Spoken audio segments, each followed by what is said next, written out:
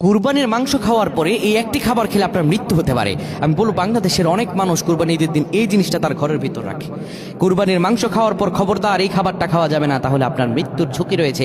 এটি আমার কথা নয়, বিবিসি নিউজ সহ বিজ্ঞান আরও যারা আছে তারা গবেষণা করে পেয়েছেন, বাংলাদেশের বিভিন্ন ডক্টরেরা এটা গবেষণা করে পেয়েছেন যে বাংলাদেশের মানুষ গরুর মাংস খাওয়ার পরে কিংবা মাংস খাওয়ার পরে এই খাবারটা তারা খেয়ে থাকে।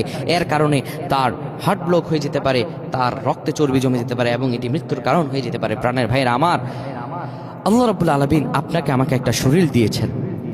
আল্লাহ তাআলা এটা আপনাকে আমাকে আমানত হিসাবে দিয়েছেন। আল্লাহ তাআলা আমাদেরকে জানাচ্ছেন, বান্দা শোনো, ইন্নাস সালাতি ওয়া নুসুকি ওয়া মাহইয়ায়া ওয়া মামাতি লিল্লাহি রাব্বিল আলামিন। বান্দা তোমার যত কিছু আছে, নামাজ, কুরবানি, জীবন মরণ সব কিছু আমি আল্লাহর জন্য হতে হবে, অন্য কারোর জন্য নয়। সুস্থতা আপনার থাকতে হবে, এটি আল্লাহ তাআলার আদেশ। আল্লাহ রাব্বুল আলামিন আদেশ করেছেন, বান্দা সুস্থ হও, সুস্থ থাকো, কারণ সুস্থতাই তোমার জন্য রহম। আমি আল্লাহর পক্ষ থেকে তোমার জন্য রহম থাকবে। আপনি কুরবানির মাংস খাবেন, খাওয়ার পরেই অনেকে দেখা যায় কোল্ড ড্রিঙ্কস খায়, বিভিন্ন ফিজা, বিভিন্ন ধরনের কোমল পানীয়, কোকা কোলা, এই ধরনের বিষয়গুলো খেয়ে থাকে। আর এটা খাওয়ার কারণে দেখা যায় তার লিভার নষ্ট হয়ে যায়, পেটের ভিতর হজম ক্রিয়া নষ্ট হয়ে যায়, আর এটি তার বিপদের কারণ হতে পারে। সুতরাং মৃত্যুর দিকে ঝুঁকে যাবে বা অসুস্থতার দিকে ঝুঁকে যাব এমন কোনো খাবার আমরা খাবো না।